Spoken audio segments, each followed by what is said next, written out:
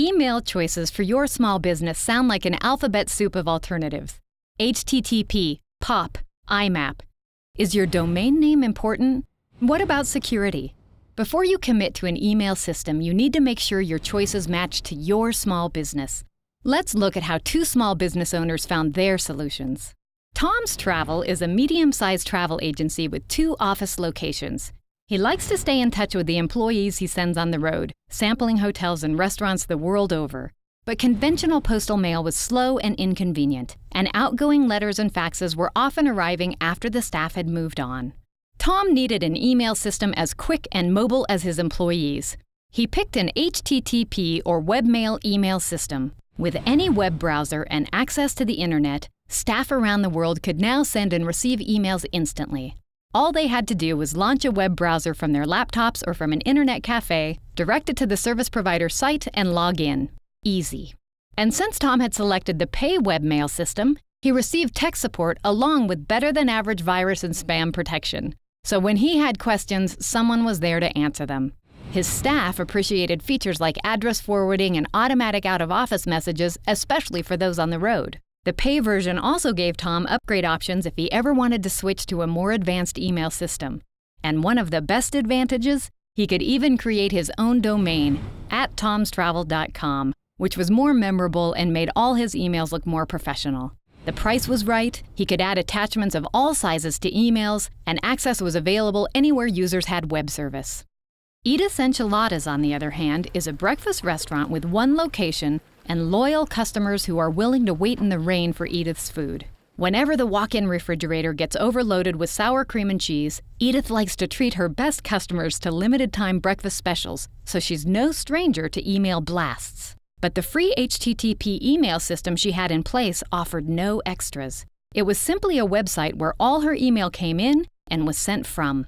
It required that she launch a web browser and manually sign in every time she wanted to check for email, and that took time and effort she didn't always have. There was no group email function, so she had to assemble addresses manually, and there were hundreds of them. Plus, she wanted features like automated responses, virus protection, and group list organization. So, she upgraded to a POP email account. POP, or Post Office Protocol, uses client applications like Eudora, Outlook, or Apple Mail to organize sending, receiving, and archiving messages. Emails come into Edith's email server and are picked up by the client application for Edith to review. It's fast and automatic. She can add spam protection, organize lists by group, and talk to tech support. POP is ideal for users like Edith with a single computer in 1 location, where syncing or logon is not difficult. She kept her original basic webmail account so she could still access email from a public computer whenever she's on the road. It's never been easier to stay in touch with her staff and her customers. Eventually, back at Tom's Travel, time had caught up with Tom. Users were missing messages from unhappy clients. There were email syncing problems almost constantly, and now his on-the-road staff wanted to communicate using their smartphones. Tom knew he needed a more powerful email system, so he bought into an IMAP email account. IMAP, or Internet Message Access Protocol, uses the same fast and convenient email browsers as Edith was using to send and download messages from her single location. The difference with IMAP is it duplicates a copy of the entire inbox to a separate server. This makes missing messages a thing of the past. Tom was able to organize group messages, which simplified sending, and recipients could access messages from all sorts of smartphones and mobile devices. That made things convenient and fast. It did require that he buy storage on the provider's server so he could avoid attachment limitations, but he was able to stay in nearly constant, immediate touch with employees and vendors all over the globe more easily than ever. As time went on, each company improved its services. To protect some of her top-secret recipes, Edith found she could add encryption services as an extra layer of security.